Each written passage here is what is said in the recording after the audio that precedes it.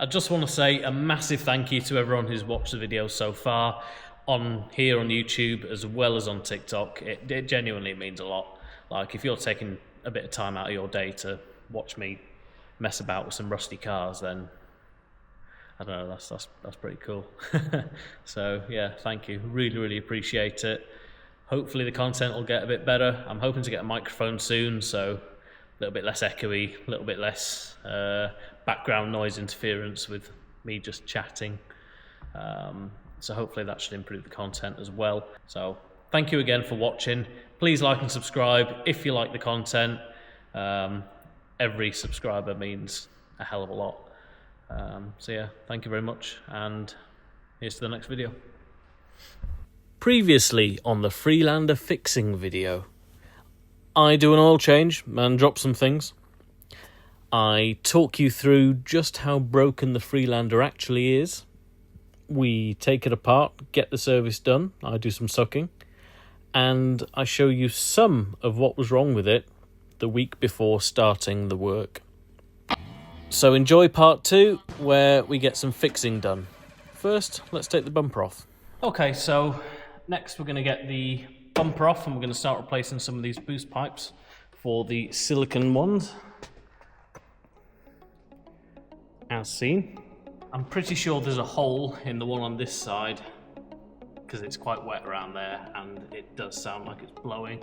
Can't tell from exactly where. I haven't had someone sit in it and sort of try and listen for where the noise is coming from. I have, whilst the camera was dead because the battery died, already replaced one of them, the main intake pipe one, the one that goes onto the throttle body, or not throttle body, but the intake manifold itself.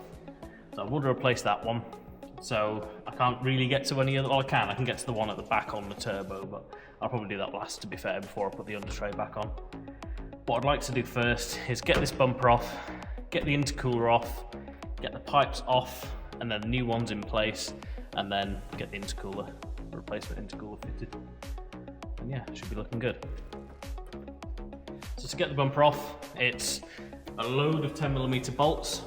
Both of the headlights have to come out, just because there are a couple of hidden bolts in the corners. Once you've got those ones out, it's some screws underneath, take off a towing eye cover, and there are a couple of Torx bits, and then 2 more 10mm bolts in the inner wheel arch once you get the inner wheel arch lining pushed out of the way. To get the headlights off on these, it's super easy. It's literally 2 bolts, and then at the back there's like this sort of pull tab looking thing that you lift up, and you lift that tab up and pull the headlight forward so that it releases. Once it's released, you can then see the electrical connector, which is just at the back here. Same as any other electrical connector. Push the clip in, pull the connector away, and then the headlight's out. Nice and easy. What that clip is doing is unhooking this from where it sits into the housing. So I'll put this down here out of the way. Do the same on the other side. So now the headlights are off, you can see the one sneaky bolt just behind here. A little bit awkward to get to, but the easiest access in the world, to be fair. And these are really nice bumpers to take off compared to some cars, especially some German cars that can be an absolute pig to get the bumpers off. This is pretty good. You'll see already, there's already quite a bit of movement. Don't worry about getting the bolts mixed up, they're all the same. So what I do with this, it's probably not the right way of doing it, I sort of force the ratchet in the gap and loosen it off that way. Once it's loose enough, you can usually get it out the rest of the way with your fingers if it's been out a couple of times before, which this one has. Nice. So next is going to be getting the inner wheel arch pushed out the way. get the last bolt that's behind each side. Then there are a few Phillips screws underneath and taking off the towing line cover. So we'll do the inner wheel arch next, and then we'll get underneath.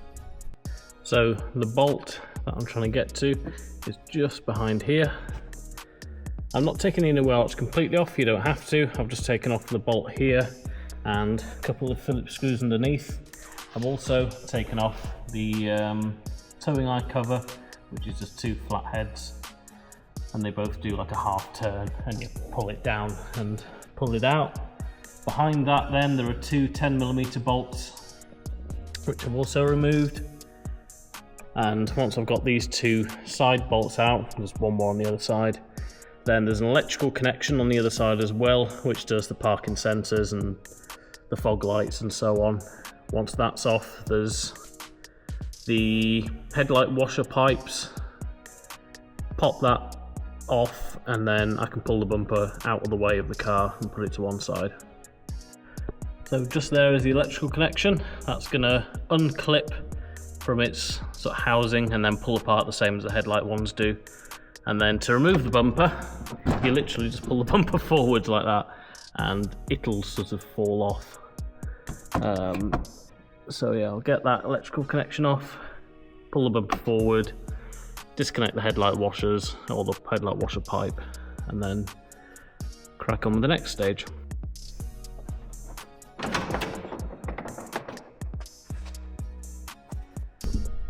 So I'll place the bumper to one side. It isn't elegant, but it'll do. What I'm going to do next is get this crash bar off. This is held on with 8 17mm bolts. There might be 16 actually. That's then going to come forward. This plastic housing is just clipped on. That's going to move out the way. That's then going to give me access to everything that I need. So I'll get them off next.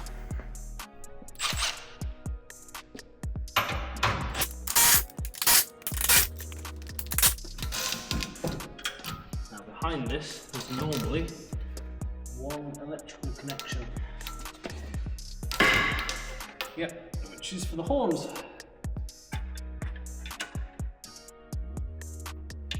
And what I normally do is unbolt the horns on their bracket. It's a 10mm bolt, and I'll just wham that off. Don't fall.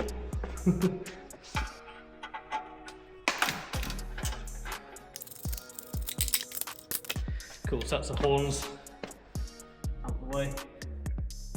Could remove them now, but to be fair, it's quite a nice hole now in the chassis leg. So what I normally like to do is just shove them in the chassis leg. What I can see now is where that boost leak has come from. See, everything's covered in oily residue.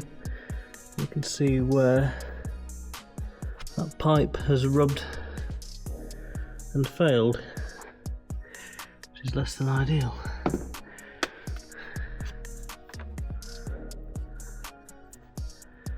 Cool, well, let's crack on. So, at least we've identified the problem. What we'll do now is get this plastic housing, sort of like an air duct, removed. You don't need to remove that piece, I just did. Don't know why I did. You remove it with these two sort of clips on the side. Pull the whole thing forward like that. Nice. And what you can see here as well is where the intercooler was leaking, just starting to leak around the seams. So it's good that we're replacing that as well. So the next step is going to be loosen off these two pipes. There are two Torx bits underneath holding the intercooler on. Then I can pull the intercooler away from the sort of pack, replace the pipes, get the new intercooler offered up, get the pipes nipped up, bolt the intercooler back on. This job's good to go.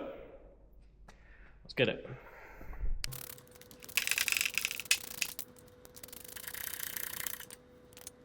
So that's the intercooler off. You can see around this seam, just where it's starting to fail. So it's not failed, but it's failing, and any loss of boost is bad, isn't it, at the end of the day? Loss of boost means loss of power. Do we want more power, baby? So, let's get the pipes off.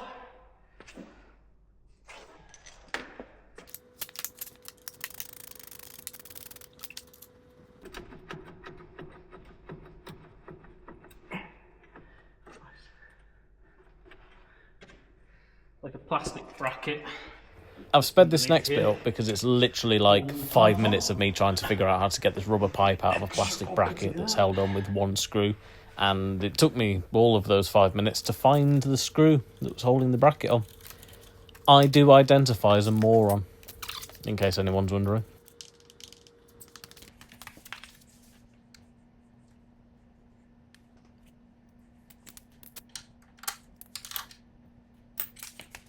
Cool, so the reason I was struggling with that pipe a little bit is it had this clip which I was hoping the pipe would pull out of. It won't. So I've unscrewed it from underneath on the sort of radiator subframe. I'm gonna refit it to the new pipe, because why not? I probably don't need to. And I could probably do without the hassle, but I'm here now. So I might as well. So that pipe, yes, it's chafed. And yes, it was rubbing just ever so slightly. That wasn't the cause of it failing. I think it was oil contamination, because it's actually split. Nowhere near the chafe, and not really anywhere near where it was rubbing. So I think that's just due to sort of flex, bit of stress, and oil contamination, because that there is quite sort of plasticky, as opposed to it being nice and soft and rubbery. Bugger. As you can tell by my very sweaty face and my dirtiness, that was a bit of a wrestle. A couple of these pipes were a bit of a pain to get on, especially this one. It just didn't quite want to get on to the intercooler, but now it's on there. It looks mega. The alignment's really good. None of the pipes are fouling anything, like the old pipes were fouling ever so slightly in a couple of places. So yeah, over the moon with that. That is spot on. Everything lines up really nicely. So get the two bolts put in underneath, reassemble everything.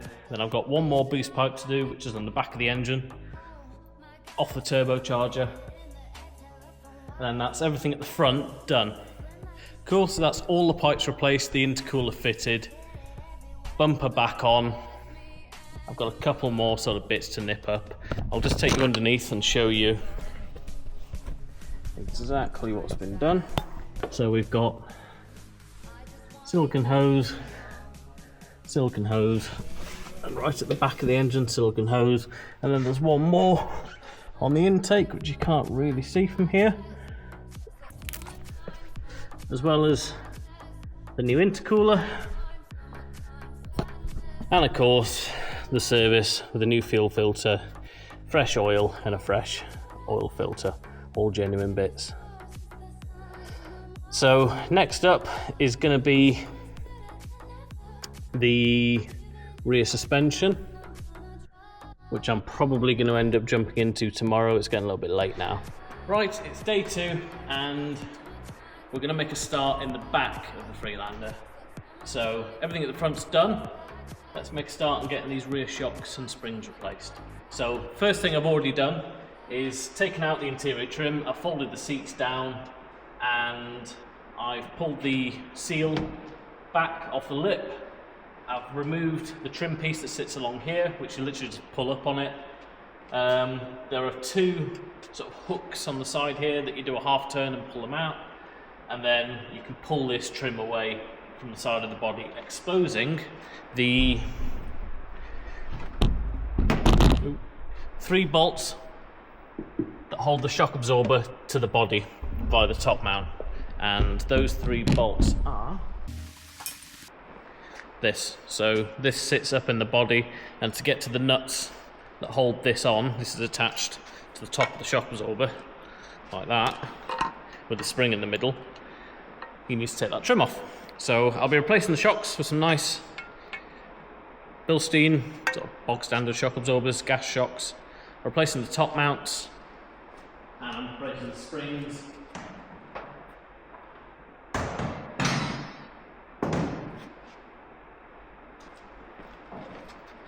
The springs, the dust covers, and the bump stops. So my bump stops have sort of perished a bit. These dust boots are a little bit contaminated with oil, and the springs are not look that bad, but they're a bit rusty, so if I'm doing it, I might as well replace them. The reason I've not assembled everything yet is because I'm going to need to disassemble the ones that are going to come off the car, because there are some sort of rubber isolators that sit on the spring that's on the car. So I'll take them off and any other sort of accompanying bits that I might need. So let's crack on. I'm going to pull the trim off this side now, and then jack the car up, get the wheels off, and start stripping it apart.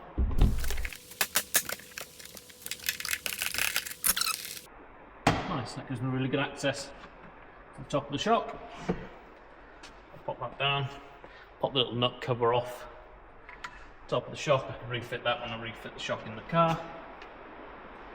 Cool, so I don't need to go any further than that really for this at the moment. So the next step is going to be loosen the wheel nuts off, get it jacked up, and let's get it done. When it comes to doing these, I don't like to ever gun a lock and wheel nut if I can avoid it. So I'll always take the lock and wheel nuts off by hand and then get the gun for the rest of the nuts. With these being the chrome cover ones, the nasty Ford ones, I'm also going to be just cracking them off with this as well, so I'm not putting too much sort of strain on those covers. I will get round to replacing all of the wheel nuts with solid ones like I did on the Ford Focus. It's definitely worth doing, and I will be doing it on this. But I haven't got them today, so we're going to be using the old ones. Cool, so wheels are off. I'm just going to now have a bit of a clean of everything because it's all pretty minging. So this shock absorber has completely failed. It's been bouncing up and down the road for a while now. It's coated everything in oil, and then all the dirt and the grime is then stuck to the oil, which has made it difficult.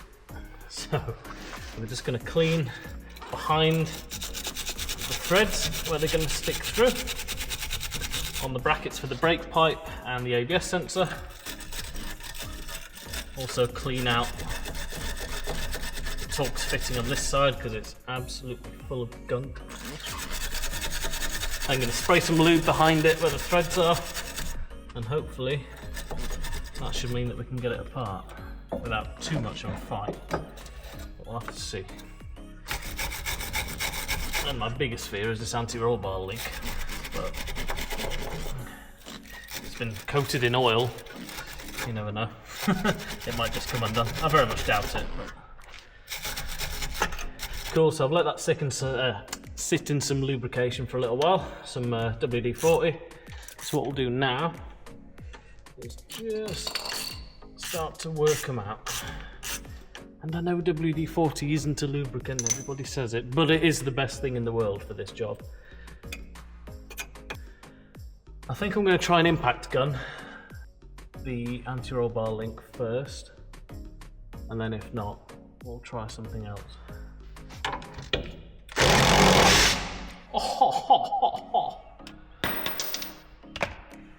That never happens, yeah?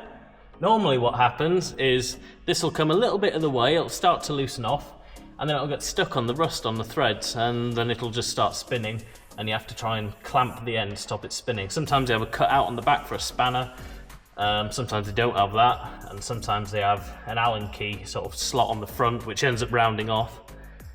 And you end up cutting it or getting a pair of mole grips behind and damaging the boot.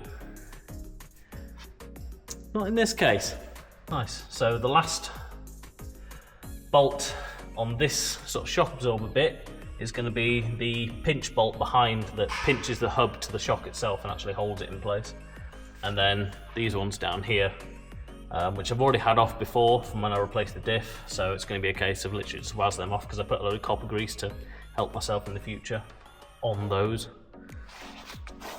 So next job is going to be getting that off. I assume it's the same size.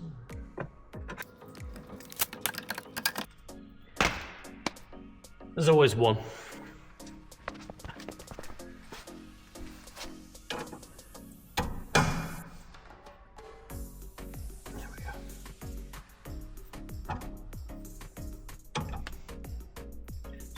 soak it a little bit.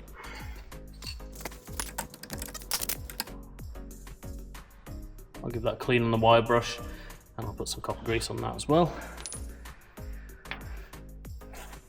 Well, now, the next thing is what most people sort of flap about when it comes to doing this job, and it's getting the hub off the shock absorber. It isn't a difficult job if you have the right tool. So, laser tool 8324 is a suspension split hub knuckle spreader.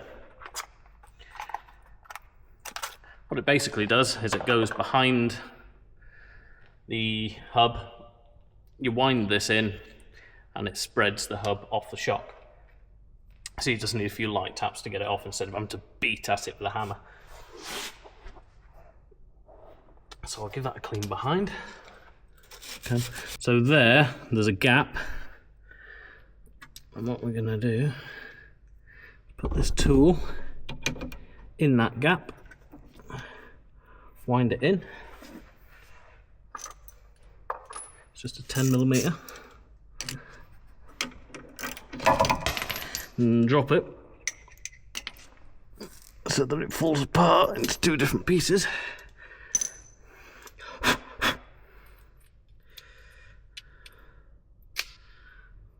And then try again. But this time we're actually going to hold the tool while we do it.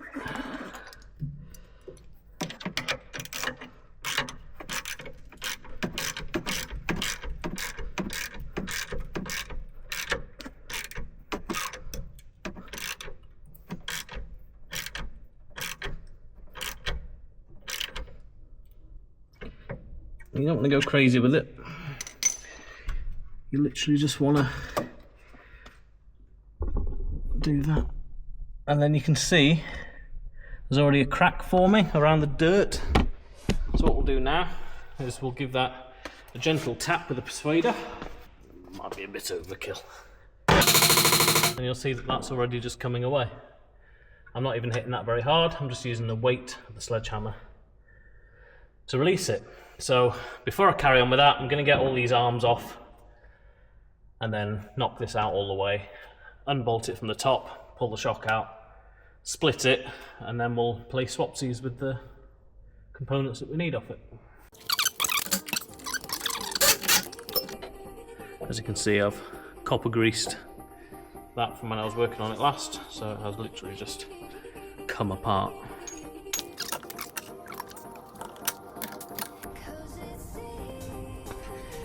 If in doubt, grab the every millimetre. There's no doubt then in what size it is.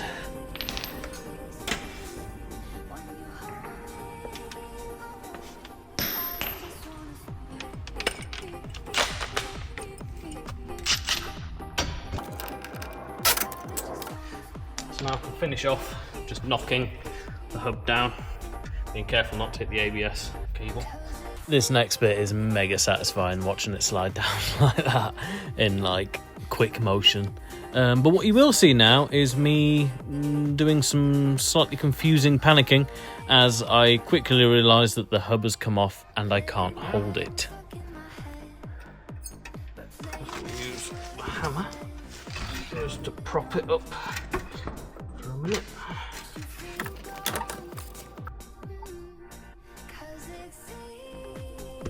That's it. So 3 bolts at the top. This will then come away.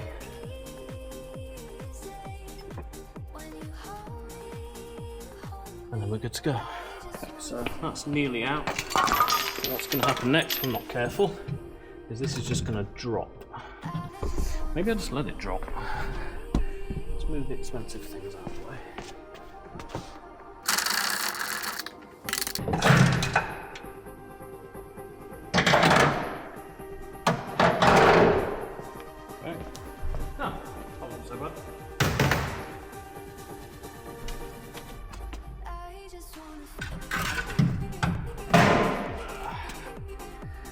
One very broken shock absorber. Right, next step. So what I'm going to do now, compress the spring and then remove the top nut I'm either going to remove the top nut with the impact and it'll just come off, or I'm going to do what you shouldn't do if you want to reuse the shock, which I don't, is just get a pair of mole grips on the stanchion, clamp it, and that'll stop the inner spinning, because what happens is the shock absorber itself can start spinning as soon as you slacken that nut off, especially once it's been compressed.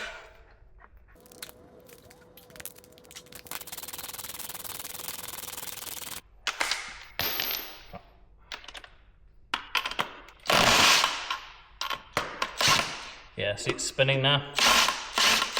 So to stop that happening, either you can use what's called through sockets, which are sockets with the ratchet on the outside, and you can go through them with an Allen key and stop that spinning, or using the mole grip method, which is what I'll be doing now. This method isn't advisable if you want to reuse the shocks, because it usually scratches. And what you can do is you can move the dust cover down instead of what I'm doing up, and you can put the mole grips on the section of the shock that is never going to end up past the seal. But yeah, not recommended. So that's the top nut off. I can now take the old top mount off, which doesn't look in too bad condition, to be fair.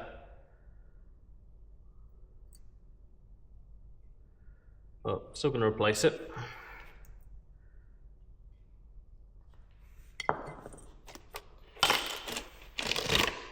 This is the reason for me having to strip it, this sort of rubber isolator piece that the spring sits on, that contains the bump stop and the dust boot. That's the old bump stop, which is looking pretty worse for wear, so I'm glad I'm replacing that. Maybe I can reuse it. See, that just dropped. So shock absorbers should, if they're gas powered especially, be in this position all the time, and it should take effort to push it down like it does towards the end of the travel, and it should take effort to lift it back up again. It shouldn't just drop lazily like that, and I shouldn't be able to do that with it. That is not a good shock absorber. But I don't need anything else off that, so these can both, and the old top mount, once I've taken this. Is there a bit of fabric on it? It should be, a bit of plastic, sorry. It's pretty knackered, isn't it? What I'll do is I'll make one.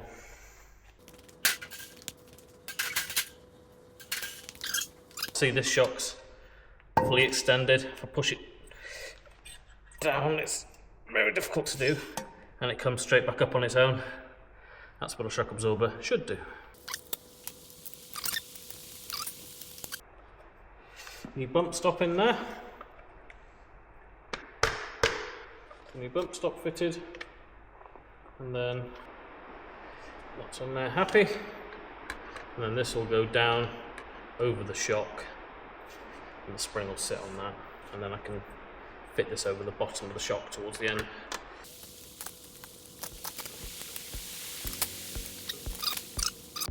Cool, so I've made a pretty rudimentary gasket, but it does the job. So next we'll get this lined up where it needs to be.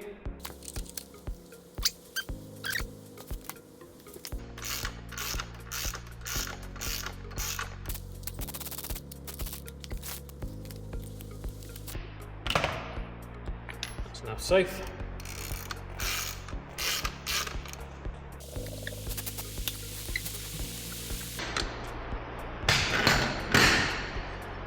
One shock absorber. Good to go. So I'll refit this now. Yeah, happy with that. Very happy with that. Okay, so now the car's back down. I think the last thing really to talk about is tightening the suspension bushes. So once it's down, what you want to do is leave all the bushes a little bit loose. So ball joints and stuff are fine to leave to tighten right up. But when it comes to suspension bushes, they should be tightened in the same position as the car's going to sit normally. If you tighten them when the suspension's all the way down, then when you put the car back on its wheels, you're then going to be bending the rubber within that bush, and it's then going to be permanently sort of under strain, which means that it's going to wear prematurely. Whereas if you tighten up those bushes with the car down and the weight as it would be normally, then you're not going to prematurely wear out those bushes having the car just sat there. You can do that by jacking up the suspension if you've got really bad access underneath the car once it's down. It's a pretty good way of doing it. Jack it up just so the suspension's about to take the weight, and then get all the bushes tightened up, drop it back down, finish up what you need to do, wheel on, done. So now I've done one side, I just need to jump around, do the other side, put the boot back together, and she's sorted. New shocks, new springs, new top mounts, new dust boots and bump stops, as well as obviously the front, then the intercooler and the pipes and so on. So it should drive a hell of a lot better than it has been. It should also be quite a lot more reliable, and the stuff I've done is decent quality, so it should last as well. So that's it, everything's done. I've been for a quick test drive. It is a hell of a lot better than it was. These new shocks have transformed the car. So as I said at the start of the video, thank you so much for watching. I really appreciate every single one of you. If you like this video, please like and subscribe, and look forward to the next videos. There's going to be a little bit more fixing, and then I'm hoping to do a drive out in my old Land Rover, and I'll do a bit of a living with episode in my old Land Rover Series 2. So look forward to that.